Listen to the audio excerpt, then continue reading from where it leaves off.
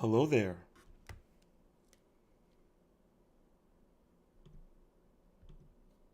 I'm Koios, the Rōnin BeatMaker, and welcome to Lounge Rōnin.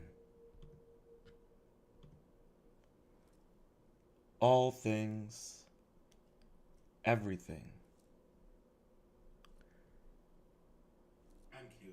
And before we get into it, if you are new to the channel, please make sure to subscribe and ring that notification bell. And leave a comment with your thoughts below and sprinkle in a dash of constructive criticism, as that will help me and the channel grow.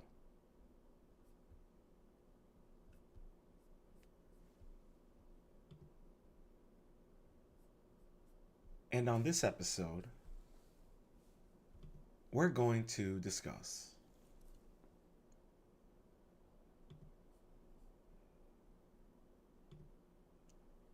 King Solomon, king who ruled Jerusalem. So, without further ado, let us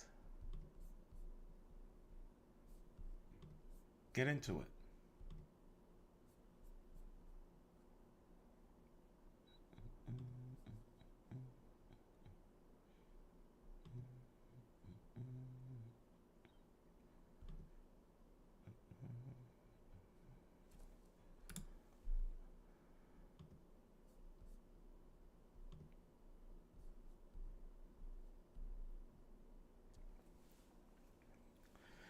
This article was updated November 17th, 2019.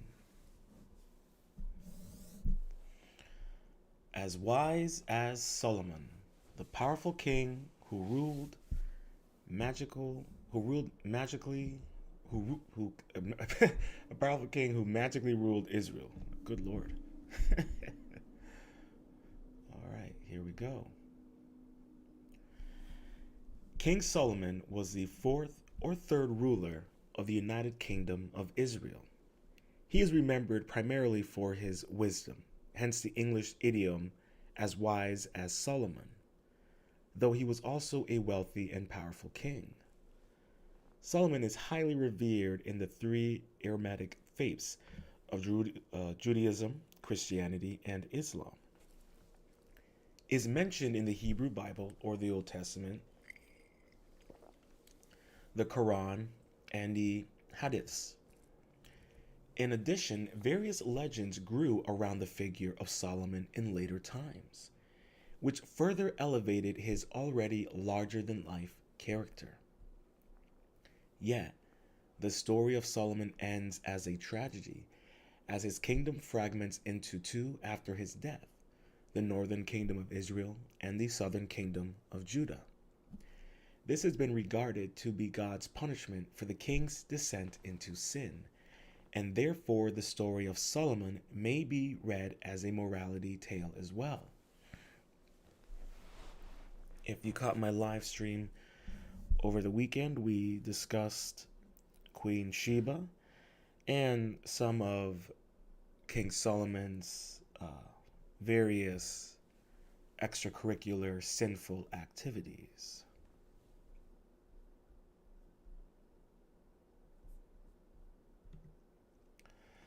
The majority of what we know about King Solomon's life and reign is found in the Hebrew Bible, in particular, the first 11 chapters of the first book of Kings and the first 9 chapters of the second book of Chronicles.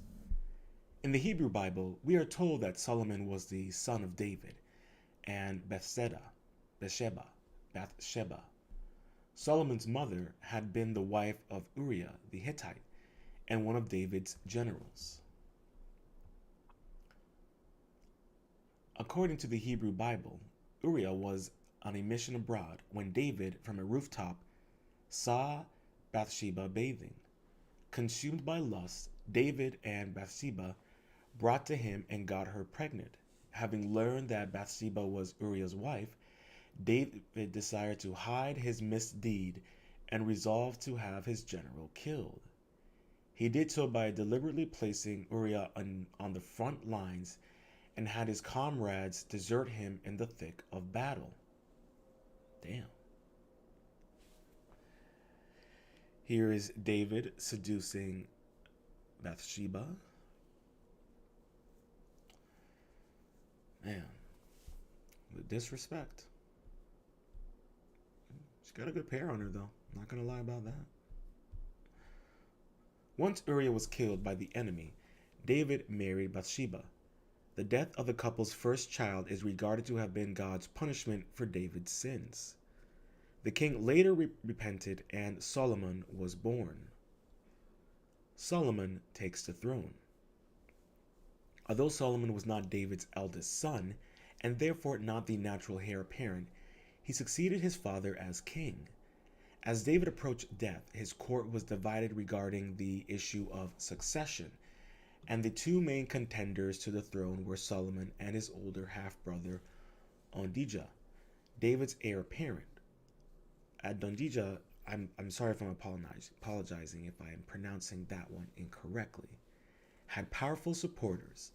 The two main ones being the army commander Joab and the high priest Abiathar. As David was on his deathbed, Adonijah announced his claim to the throne. One of Solomon's supporters was the prophet Nathan, who warned Bathsheba about Adonijah's actions. Bathsheba and Nathan conspired to have David proclaimed Solomon king. Their plan worked, and when Adonijah's supporters heard the news, they fled at once. Adonijah himself sought refuge in the tent housing the Ark of the Covenant, and was pardoned by his brother. Later on, however, Adonijah was put to death. Solomon ruthlessly purged his opponents and put his supporters in positions of power, therefore consolidating his own position. Once Solomon had secured his throne, he was able to turn his attention to matters outside his kingdom. One of the first things he did was to form an alliance with Egypt and sealed it by making the daughter of the Egyptian pharaoh his primary wife. In addition to diplomacy, Solomon could rely on the kingdom's military might. Here is an illustration of Solomon as is anointed as king. He is recorded to have owned over 40,000 stalls for horses and chariots, as well as 12,000 mounted cavalry. Thus, military operations carried out in Syria so as to gain control of the overland trading route. Instead of merely occupying the area with military force, Solomon pursued a policy of colonization and established civilian colonies in the conquered areas. In the Hebrew Bible, Solomon is described as a powerful king over a vast kingdom. And Solomon ruled over the kingdoms of the Euphrates River to the land of the Philistines, as far as the border of Egypt. In addition, he is said to have received a tribute of 666 talents, about 18,000 kilograms of gold in a single year. Furthermore, the kingdom prospered as a result of trade. Now, if you know anything about 666, then you can understand how that might be a little suspicious.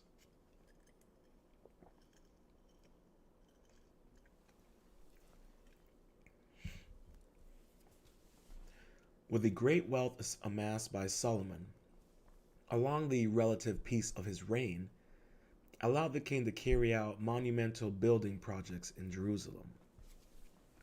Solomon built a magnificent palace for himself and expanded the city's walls. King Solomon's Temple. Solomon's most ambitious building project, however, was the temple known as Solomon's Temple, or the First Temple. This monument not only served as the permanent home for God and the Ark of the Covenant, but was also the symbol of unity for the Jewish people. This temple was later destroyed when Jerusalem was conquered in 1587 BC by the Babylonians under Nebuchadnezzar II. The construction of the temple took 7 years to complete, and the resources required for the project reflects once again Solomon's power as a monarch. Building material for the temple, as well as Solomon's other construction projects, were contributed by Hiram I, the Phoenician king of Tyre. In return, Solomon sent large atonements of food to the city each year.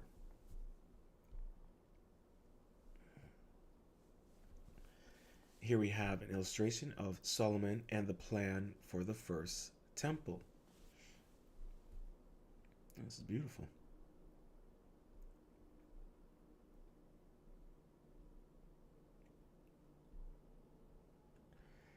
As for manpower, Solomon conscripted slaves from non-Israelite tribes, including the Amorites, Hittites, Pezerites, Hivitites, and Jebusites. When the temple was completed and the Ark of the Covenant placed within the Holy of Holies, Solomon celebrated by offering a sacrifice of 22,000 oxen and 120,000 sheep. Oh, man, Peter would not be happy about that one. After that, there was a feast lasting 14 days. Considering the temple was an architectural marvel, it was no wonder that some of the later legends about Solomon revolved around it, one of which being the king's use of demons for its construction. The story of how Solomon gained the power to control demons can be found in the pseudographic work known as the Testament of Solomon. And we touched on that a little bit on the live stream last weekend on Queen Sheba. King Solomon and Demon Legends. In this work, which is falsely attributed to Solomon himself, the king's chief overseer is said to have been plagued by a demon, who stole half his wages and food, and drained his life by sucking the thumb of his right hand. Not knowing what to do, Solomon prayed to God for help, and was given a magical ring by the archangel Michael.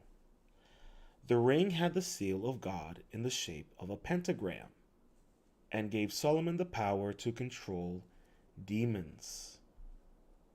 So here we have a symbol representing the symbol on the ring. I mean, they call it a pentagram, but it also looks like something else.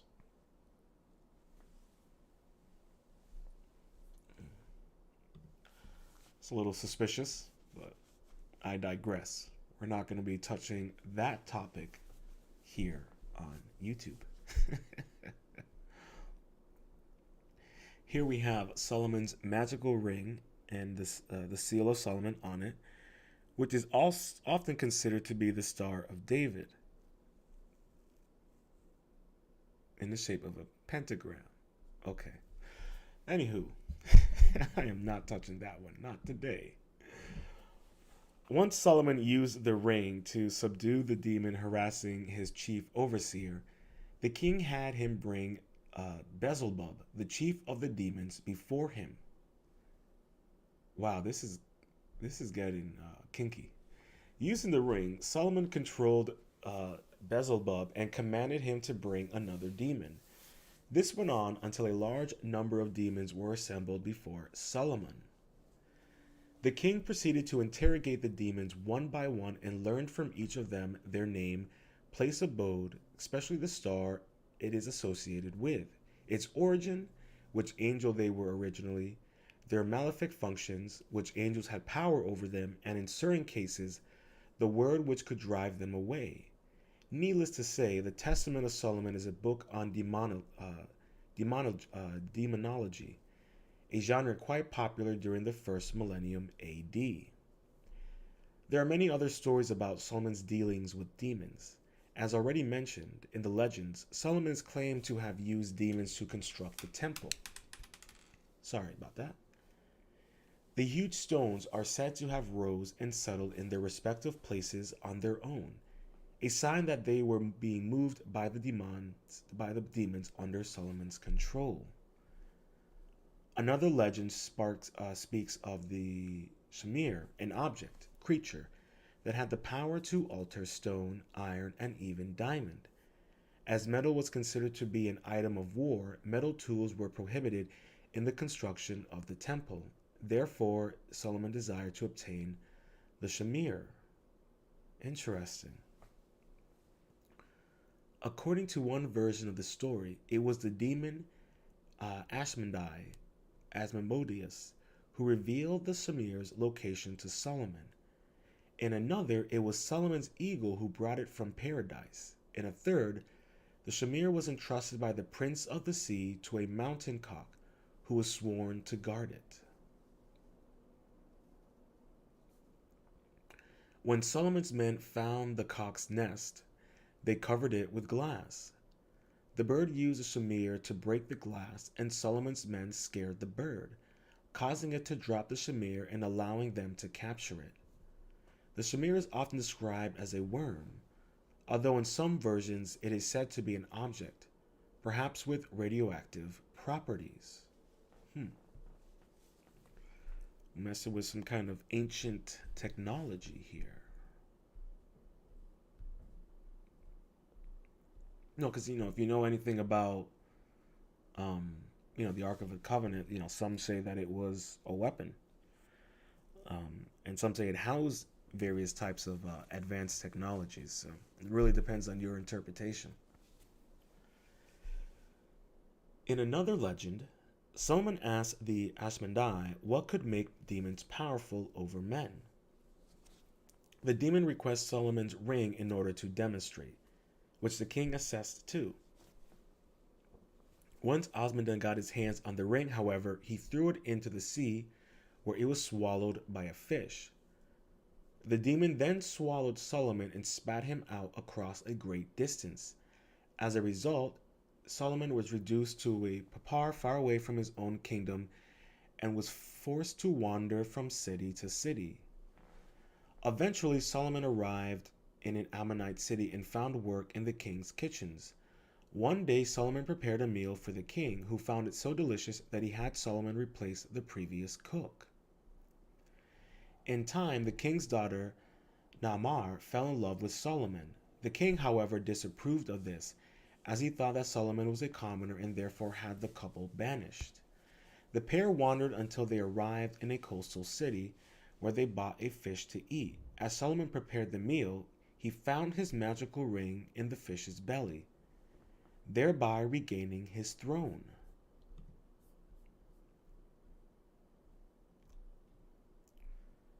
The wisdom of King Solomon. Returning to biblical sources, Solomon is described as a wise king. In the first book of Kings, God appears to Solomon in a dream, offering the king whatever he wanted. Solomon asked for wisdom, which pleased God so much that he not only granted this wish, but also gave him wealth, power, prosperity. Wealth, power, and prosperity. The story that follows is arguably the best known story about Solomon's wisdom. In this biblical tale, two women came before Solomon with their babies, one alive and the other dead. Each woman claimed to be the mother of the living child.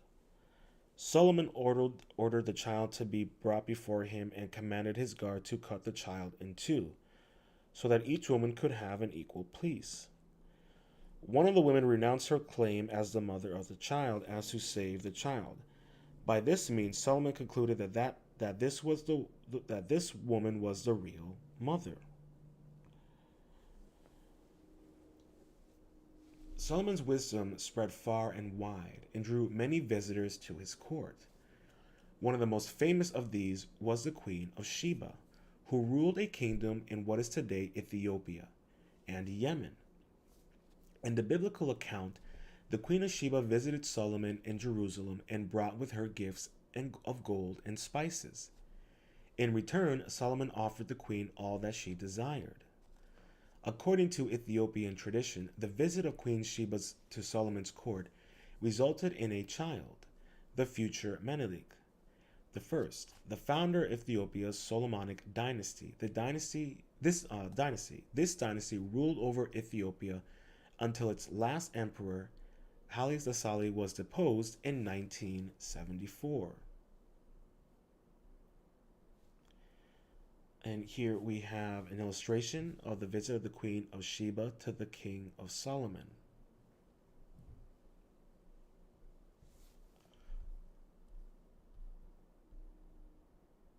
The king's downfall.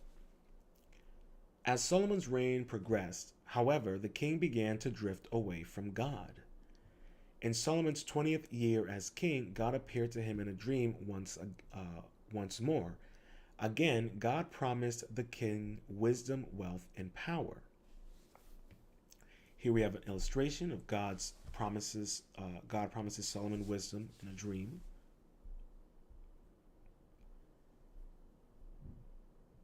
At the same time, Solomon was issued a warning. If he or his descendants should turn away from God and worship other gods, they would be cut away from the land of Israel and the temple rejected by God. For all his wisdom, Solomon seems to have failed to heed God's warning.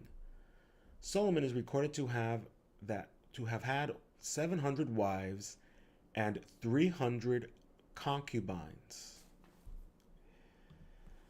He would be making some OF girls a little jealous, many of whom were non-Israelites. Oh boy. These women brought their gods with them, and Solomon is said to have been led astray by them. Solomon began to commit adultery and worship these foreign deities.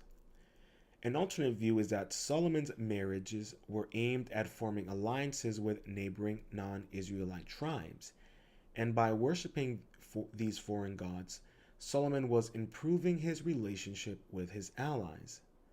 In any case, this greatly displeased God, and chaos ensued in Israel. After Solomon's death, the United Kingdom of Israel was divided into two. The northern kingdom, known as the Kingdom of Israel, was established by Jeroboam, one of Solomon's officials who rebelled, while the southern one, the Kingdom of Judah, was ruled by Rehoboam, Solomon's son.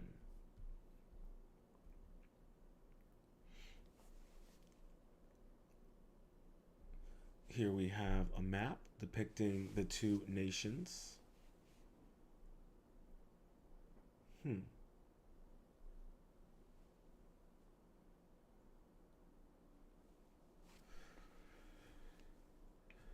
Very fitting for what's kind of going on right now in that region of the world as well. Interesting. After Solomon's death, hold on. Here we go. Solomon ruled for a total of 40 years, and the Hebrew Bible states that he died of natural causes. An interesting account of Solomon's death is found in the Quran. According to this source, Solomon died before the temple was completed. As the king was leaning on his staff when he died, the demons, or in this case, the jinns, who were working for him, did not know of his death, and therefore continued to build the temple. At the same time, a worm was eating its way through the staff. A year later, the staff was hollowed out, causing Solomon's body to collapse and his death known to all. By that time, the temple was completed.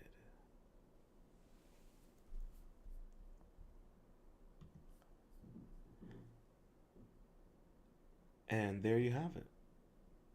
A light introduction into King Solomon.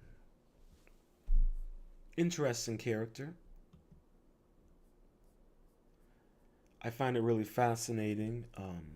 If you kind of look at what's going on in the region and some of the similarities in this story, it gets a little funky, little suspect. But other than that, I think it's really interesting. I think for many of us out there, we really have to kind of look at these historical events and figures and kind of see what can we predict in the future. Um, and I don't want to get too conspiratorial about that region. Right now, giving the active censorship on certain platforms. But I think for everyone out there, just be a little extra mindful of the biblical texts and the current state of the world, because I'd say they are more similar than opposite. And with that, I hope you enjoyed this episode of Lounge Ronin. All things, everything. If you've made it this far and you've enjoyed the show, please make sure to hit that like button. And if you're new to the channel, please make sure to subscribe, ring that notification bell, and leave a comment with your thoughts below. And don't hesitate to splash in a little bit of constructive criticism, as that will help me and the channel grow.